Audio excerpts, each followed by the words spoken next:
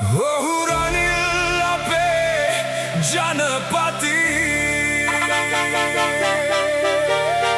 am not asking the Catholic Church. You will take this Western attitude out. You think we are second class?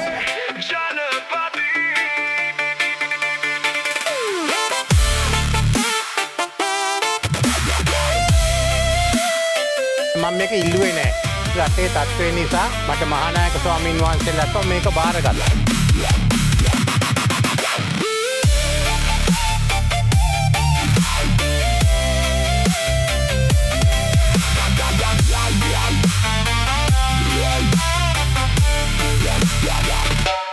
රටම අඳුරේ අතරමං වෙලා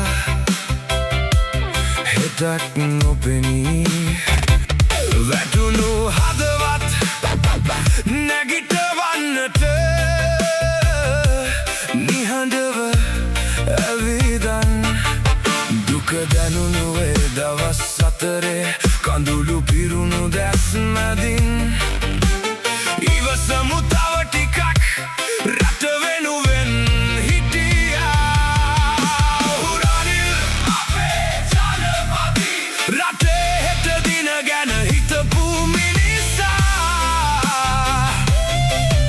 අපි වැතුන වෙලාවේ අත දුන්නු නැගිටින්න හයිය දුන්නු නායකයා රනිල් අපේ ජනපති හදවතින් රටට ආදරේ කර මිනිසා